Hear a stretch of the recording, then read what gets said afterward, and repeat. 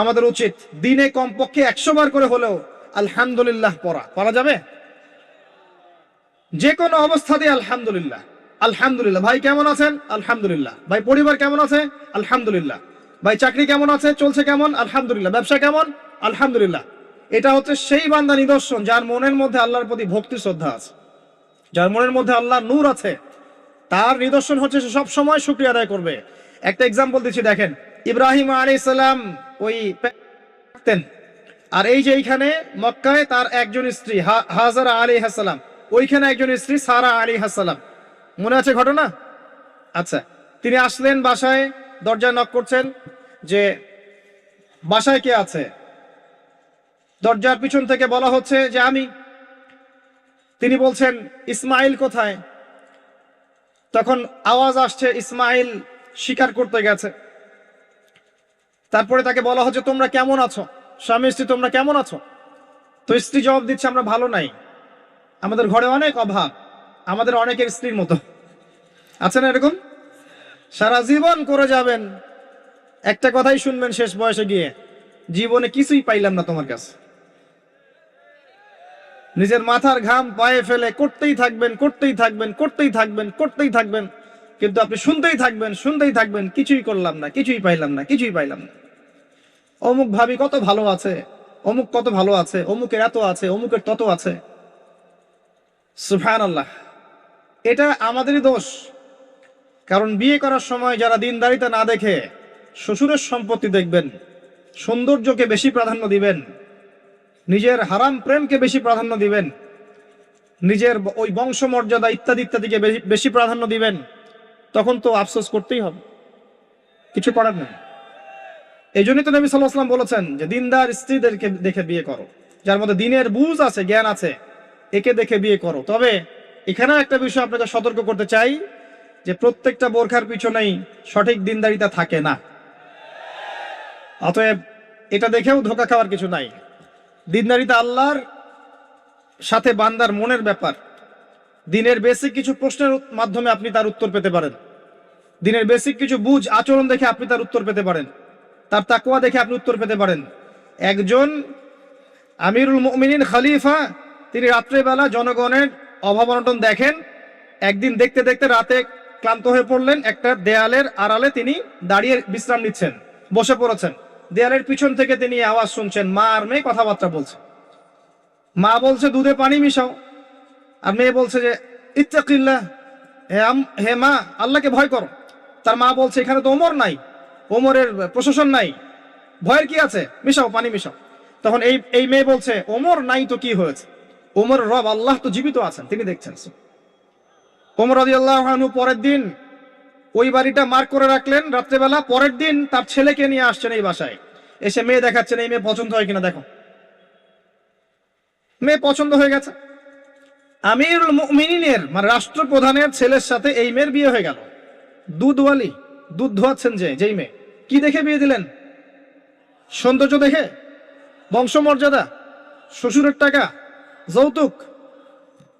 এই কাজ যদি আমরা করতে না পারি, সংসারে শান্তি আসবে না, তখন কিছু করার থাকবে না ভাই। কারণ এই ফিতনায় একবার ঢুকে গেলে জীবনটা ম্যাসাকার। এগুলো ডিল করতেই দিন দিন অনেক চলে যাবে। দিনের ফিকির পরে দেখবেন পরিবার সামলাতেই সময় শেষ, দিন শেষ। মানসিকভাবে যদি আপনি ফ্রেশ না থাকেন, ভালো না থাকেন, সাউন্ড না থাকেন, আপনি দিনের জন্য কিন্তু কিছু করতে পারবেন না।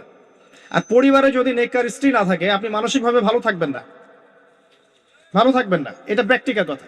তো ওই যে স্ত্রী বলছে আমরা ভালো নাই, ইসমাইল শিকার করতে গেছে, আমরা ভালো নাই, একবেলা খাই একবেলা খেতে পারি না, ভালো নাই। ইব্রাহিম আলাইহিস সালাম বলছেন ঠিক আছে, ইসমাইল বাসায় আসলে ওকে বলো যে তার বাবা এসেছিল, আর তাকে বলো যে ঘরের চৌকাঠটা যেন পরিবর্তন করে। কথা কি বুঝতে পারছেন?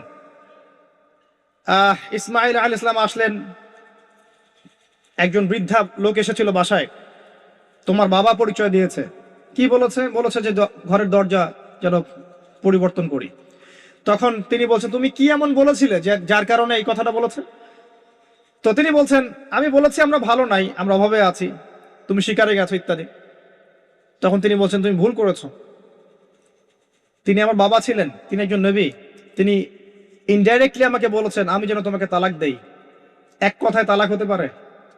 দিনদারিতা না থাকলে তালাক দেয়া যায়? যদি ধৈর্য ধরতে ধরতে ধরতে ধরতে আপনি অতিষ্ঠ হয়ে যান, দিনের ব্যাপারে আর কম্প্রোমাইজ করতে পারেন না, সেক্ষেত্রে তালাক একটা অপশন আছে। এটা খারাপ নয়, যদিও এটা মন্দের ভালো একটা অপশন, কিন্তু সবর করতে উৎসাহিত করা হয়েছে।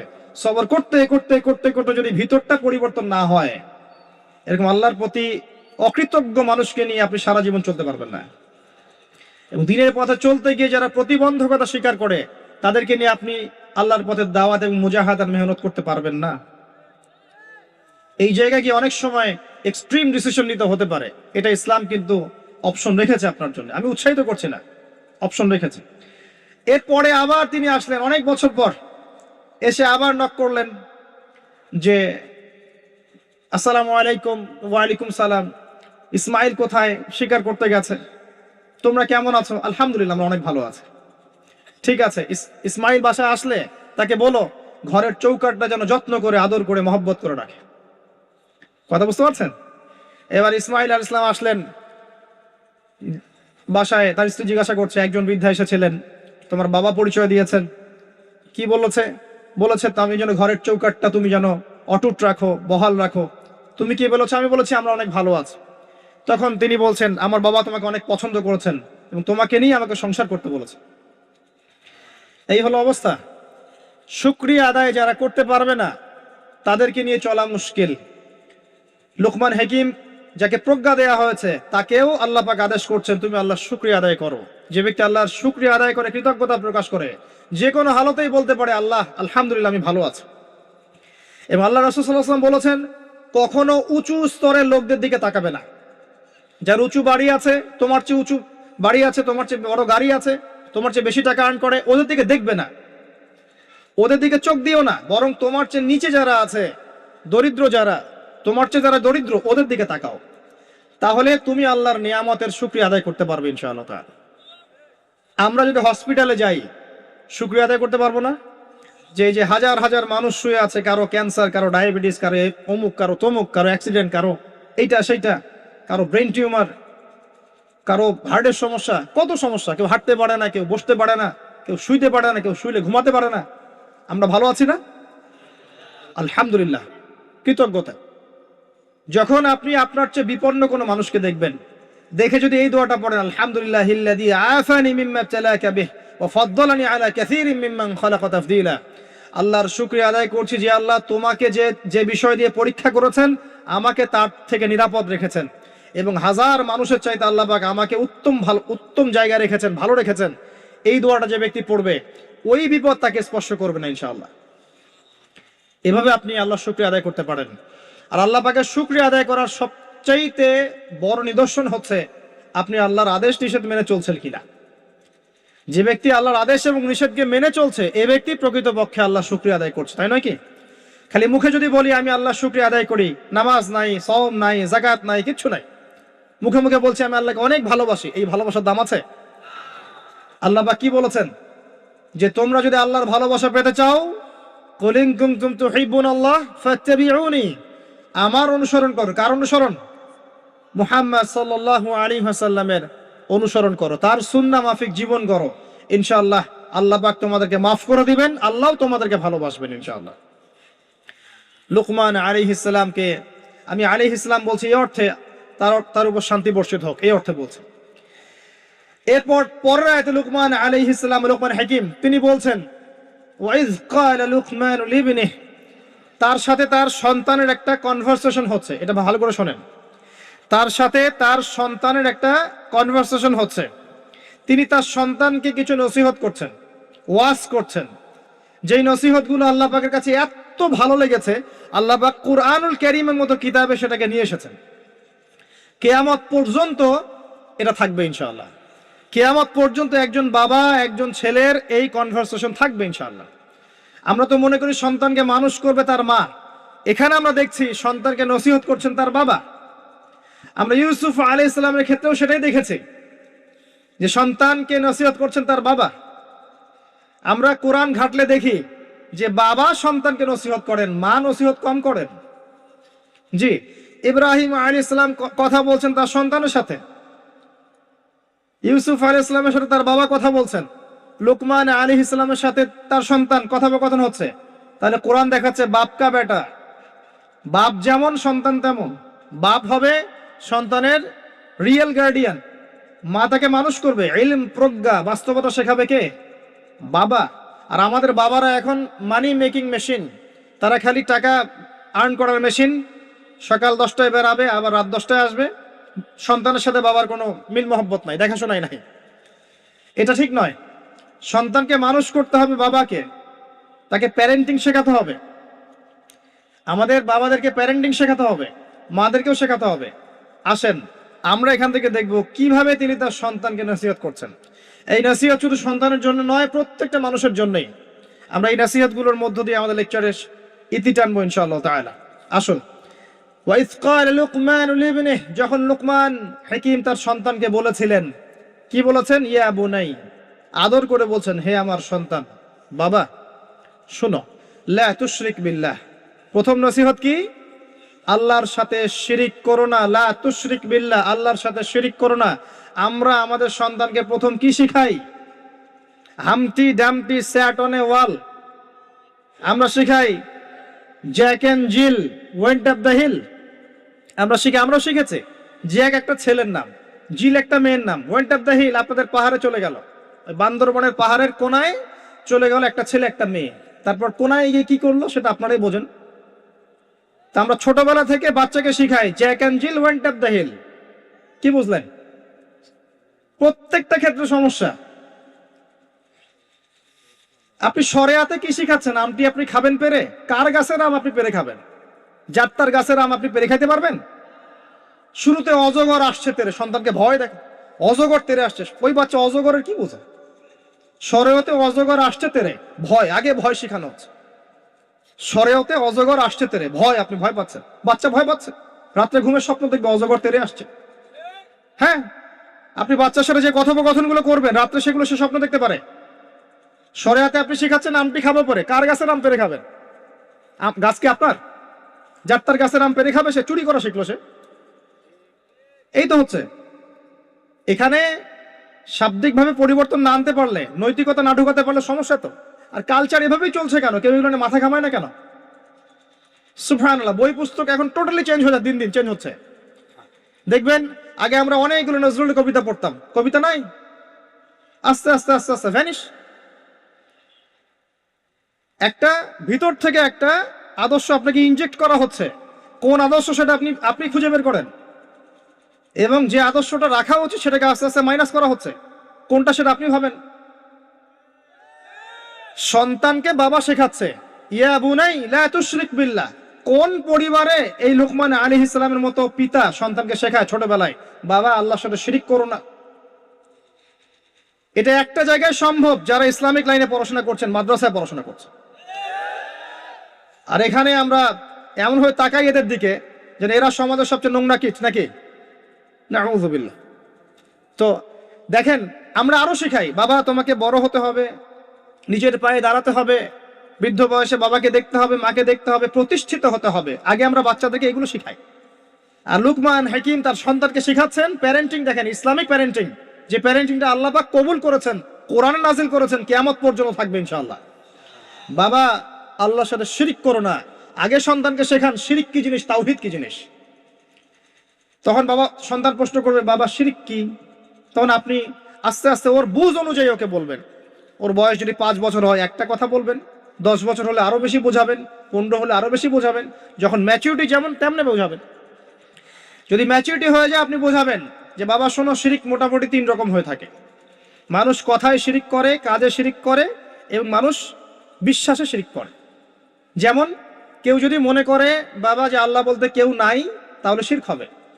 কেউ যদি মনে করে সৃষ্টিকর্তা আল্লাহ নয় অন্য কেউ, তাহলে শিরক হবে। কেউ যদি মনে করে যে আল্লাহ পাশাপাশি আরো সৃষ্টিকর্তা আছে, তাহলে শিরক হবে। সন্তান বুঝবে না, একটা স্কুলের বাচ্চা বুঝবে না, ক্লাস 9-10 বাচ্চা বুঝবে না, কলেজের বাচ্চা বুঝবে না,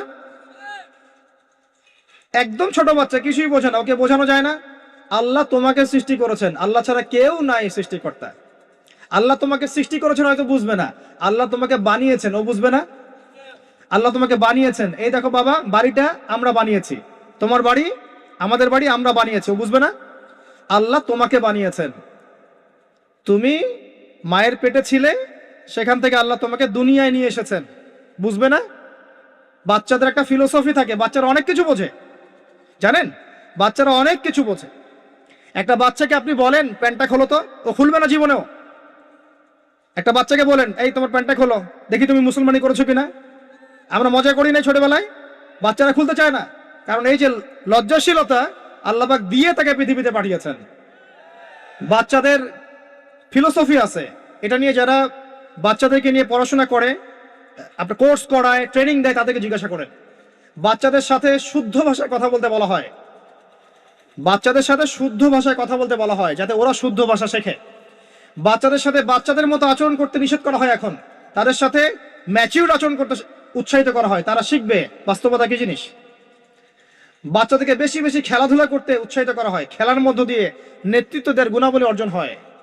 ওদেরকে মাঠে খেলতে দিতে হয়, বৃষ্টি কাদায় মাখামাখি করতে দিতে হয়, ওরা বুঝবে।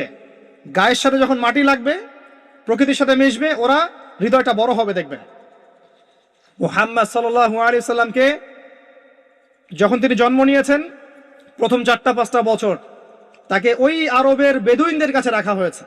ওখানে তিনি ভাষা শিখেছেন, মরুভূমিতে দৌড়িয়েছেন, খেলেছেন, ফিজিক্যালি স্ট্রং হয়েছেন, ভাষা শিখেছেন, শুদ্ধ কথা শিখেছেন। এরপরে হৃষ্টপৃষ্ট হয়ে তারপর মায়ের কাছে ফেরত দেওয়া হয়েছে। এখনকার জেনারেশনের বাচ্চাগুলোকে দেখেন কিভাবে বড় হয়ে ওঠে। আসেন, অনেক লম্বা হয়ে যাবে, পয়েন্টে চলে আসেন। বাচ্চাকে বোঝানো যায় না যে এর বয়স হিসাবে আপনি বুঝাবেন যে কেউ যদি মনে করে যে বাবা আল্লাহর পাশাপাশি অন্য কোনো সৃষ্টিকর্তা আছে যে তোমাকে বানিয়েছে, তাহলে শিরক হয়ে যাবে। আর শিরকটা হচ্ছে এমন একটা পাপ। শিরকটা কি আব্বু জিজ্ঞাসা করবে, বাবা শিরক এমন একটা পাপের নাম যেই পাপটা আল্লাহ পছন্দ করেন না। এটা একটা খারাপ জিনিস, পাপ হয়তো বুঝবে না। শিরক একটা কি জিনিস? খারাপ জিনিস। শিরক খারাপ। তোমাকে আমি আদর করছি আব্বু, এটা ভালো না? বলবে হ্যাঁ ভালো। তোমাকে যদি একটা থাপ্পড় দেই, খারাপ না? যে হ্যাঁ খারাপ। শিরক একটা খারাপ জিনিস, বাচ্চাকে বোঝানো যাবে না। বোঝাতে গেলে পারলে সবকিছু বোঝানো সম্ভব। আর আরেকটু ম্যাচিউর যখন হয়েছে, এই বাচ্চা তো ম্যাচিউর, যাকে বোঝানো হচ্ছে ইন্না শিরকা লাযুলমুন আযীম, এ তো ম্যাচিউর বাচ্চা, স্কুল কলেজ এই লেভেলের বাচ্চা। তো তাকে বোঝান যে কেউ যদি আল্লাহ ছাড়া অন্য কারো নামে কসম করে, শিরক হয়ে যায়। কেউ যদি আল্লাহ ছাড়া অন্য কারো নামে নজর মানত করে, শিরক হয়ে যায়। কেউ যদি আল্লাহ ছাড়া অন্য কারো নামে কুরবানি দেয়, শিরক হয়ে যায়। কেউ যদি আল্লাহ ছাড়া অন্য কারো জন্য ইবাদত করে, নামাজ পড়ে, রোজা রাখে, হজ করে, যাকাত দেয়, শিরক হয়ে যাবে। কেউ যদি আল্লাহ ছাড়া অন্য কারো কাছে চায়, তাহলে শিরক হয়ে যাবে, ইত্যাদি ইত্যাদি। এগুলো বোঝানো সম্ভব নয়? সম্ভব।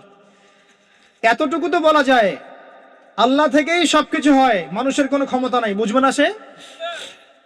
ইন্না শিরকা লাযুলমুন আযীম। বাচ্চাকে প্রথম শিখাচ্ছেন তার বাবা, বাবা শিরক করো না। শিরক হচ্ছে সবচেয়ে বড় জুলুম, সবচেয়ে বড় পাপ। আর আমরা আপনাদেরকে বলছি, শিরকের পাপ নিয়ে কেউ যদি মারা যায়, 99% সম্ভাবনা সে ব্যক্তি জাহান্নামে যাবে।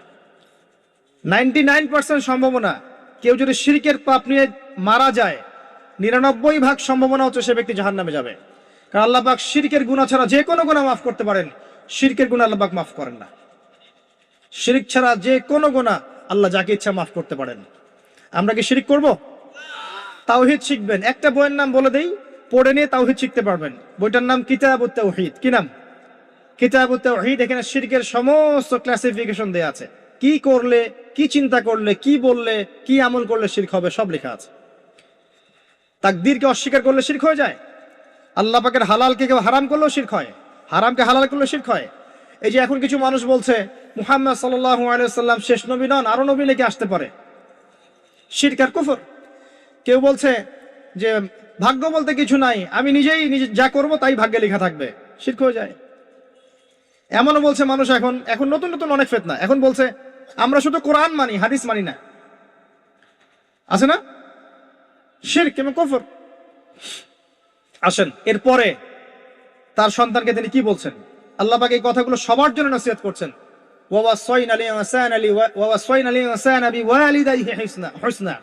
এরপর আল্লাহ পাক বলছেন মানুষকে আদেশ করা হচ্ছে যেন মানুষ তার পিতা মাতার সাথে সুন্দর আচরণ করে।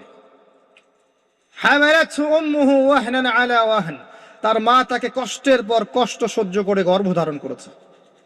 ওয়াফিসালুহু ফি আমাইন, তাকে প্রসব করেছেন এবং 2 বছর দুধ পান করিয়েছেন।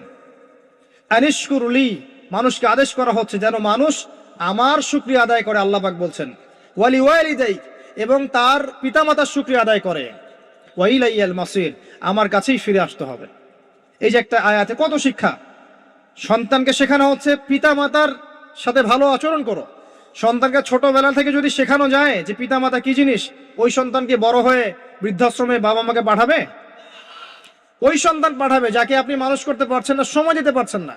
আপনিও ব্যস্ত, আপনার স্ত্রীও ব্যস্ত, ফ্যামিলিস্ট রেভলিউশন, আপনিও ব্যস্ত, স্ত্রীও ব্যস্ত।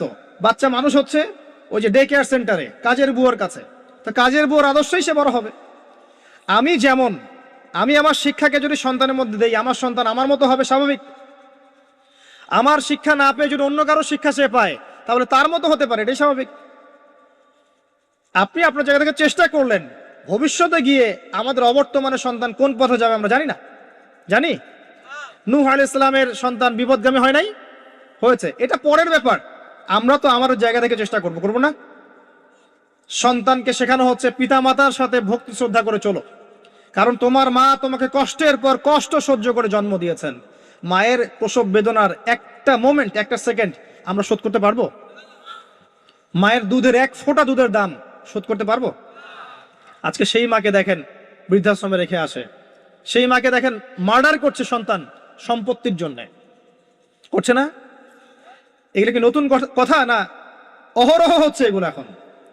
এবং আপনি এখানে পিতা মাতারও দোষ এড়াতে পারেন না। যখন পিতা মাতা সন্তানকে ইসলামিক আদর্শে বড় না করে ওই অন্যান্য বস্তুবাদী আদর্শে বড় করেছে, তখন সন্তান বড় হয়ে এমন বিপদগামী হয়েছে। এখানে পিতা মাতারও দোষ আছে। আল্লাহ পাক আমাদেরকে বোঝার তৌফিক দান করুন। আল্লাহ পাক এরপরে আবারও বলছেন, আমার শুকরিয়া আদায় করো, তোমার পিতা মাতারও শুকরিয়া আদায় করো। মনে রেখো, আমার কাছেই তোমাদেরকে ফিরে আসতে হবে। একটা দোয়া আল্লাহ শিখিয়ে দিয়েছেন অন্য একটা সূরার মধ্যে, যে যখন তোমাদের পিতামাতা বৃদ্ধ বয়সে চলে যাবে, তাদের সাথে এমন আচরণ করো যে উফ শব্দটা পর্যন্ত তাদেরকে বলো না। উফ শব্দটাও বলো না, বিরক্তি ভরে উফ শব্দটিও করো না। কোন সূরায় আছে? সূরা বনী ইসরাঈলের মধ্যে আছে, وقضى ربك ألا تعبدوا إلا إياه وبالوالديه إحسانا وإما يبلغن عندك الكبر أحدهما أو كلاهما فلا تقل لهما أف ولا تنهرهما وقل لهما قولا كريما واحفظ لهما جناح الذل من الرحمة।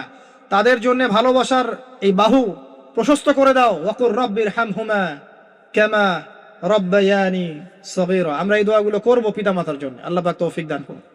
যাদের পিতামাতা নাই তারা জানে মা কি জিনিস আর বাবা কি জিনিস। আর একটা হাদিস বলি আপনাকে, অন্যদিকে যাচ্ছি।